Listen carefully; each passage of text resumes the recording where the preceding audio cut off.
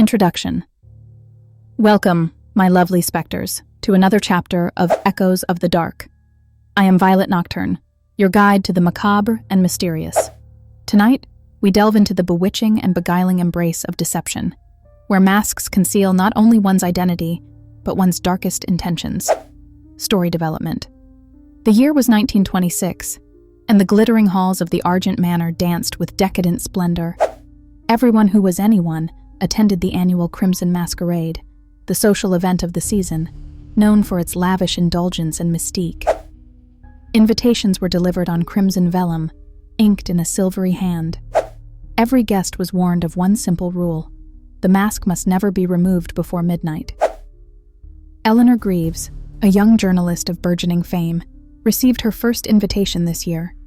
Her dark bobbed hair and quick-witted eyes made her a striking figure even among the most stylish gentry. But Eleanor wasn't there for luxury. She was there for a story, a whispering in darkened alleys about the fiery decadence of the host, Lord Rhys Westmere, and the violent mysteries shrouded within the masquerade's crimson veil. The guests arrived in carriages that glided like ghosts along the fog-shrouded roads. As Eleanor stepped out of her own, a chilling breeze seemed to press against her chest, warning her against the opulence to come. She dismissed it and straightened her intricately feathered mask, a cunning crow's visage hiding her identity. Within the grand ballroom, gold chandeliers dripped with jewels that sparkled like stars. Couples twirled across the polished black floor, which reflected them like a darkened sky. No one knew who stood beneath the elaborate masks. Anonymity fueled temptation. Secrets bloomed under the guise of painted porcelain and tantalizing whispers. Lord Westmere appeared late, as always, wearing a mask of blood-red velvet, adorned with glittering rubies. His presence was magnetic, his laughter mesmerizing. He welcomed Eleanor graciously when she introduced herself by her pseudonym, Isabel Crow. She could feel his gaze, intense even through the glinting slits of his mask, as though he could see beyond not only her disguise, but her very soul. Suspense begins to build.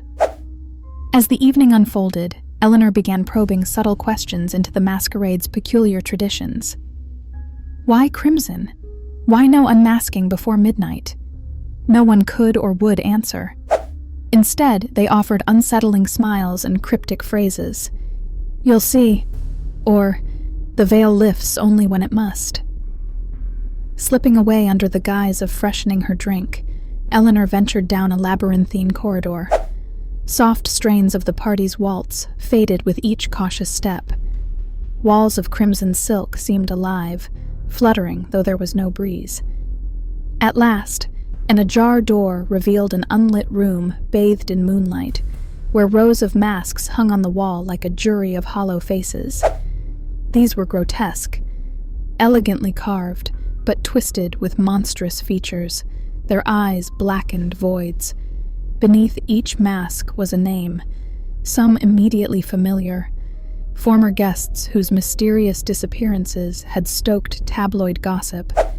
A whisper broke the silence, low and icy. "Do not linger where shadows feast on doubt." Eleanor spun around. The corridor behind her was empty, yet she could swear footsteps echoed faintly toward the ballroom. Climax, twist. Returning to the hall, the atmosphere had thickened, as though the air itself was laced with foreboding. Guests congregated, stealing glances toward the grand clock above the stage. It approached midnight. The music stopped. Silence reigned as Lord Westmere climbed the staircase. In a deep, resonant voice, he announced, "The hour has come. The veil will lift, and our true selves shall gather." When the clock struck 12, a shudder passed through Eleanor's body. The masks began to move, not by the hands of their wearers, but seemingly of their own accord. Screams erupted, but the noise was soon drowned by laughter, low and guttural, spilling from masked mouths. To her horror, Eleanor saw the masks fusing with their wearers' faces, transforming human features into monstrous visages. The elegant mannerisms of dancers turned feral, their limbs contorting in grotesque revelry. Lord Westmere descended the stairs, his red velvet mask now burrowed into his skin, his eyes glowing like twin embers. "And now, Isabel Crow," he drawled. "Let us see where your curiosity takes you." Panicked, Eleanor tore off her crow mask, only to gasp as the sensation of her own flesh came away with it. Reflecting on a nearby mirror, her face was still intact, but stained with streaks of darkness, as though her identity were bleeding away. She was becoming something else. Conclusion. Eleanor stumbled toward the grand doors, her vision swimming with horrors. Eyes watched her from shadows, voices whispered from unseen mouths. The crimson walls seemed to pulse, closing in as though the house itself were alive and malevolent. Just before the threshold, Lord Westmere's voice boomed. "Not everyone leaves the crimson masquerade, dear Isabel. For some, the veil is all that remains." She sprinted into the night, her heartbeat echoing louder than the melody that resumed behind her. Looking back, she saw the masks watching her from every window, their monstrous faces grinning under the glow of the moon. Eleanor fled, but the crimson ink of her invitation reappeared that night, tattooed across her wrist. Above it, in elegant script, the words, "Welcome to the next veil." Closing statement. Ah, Eleanor.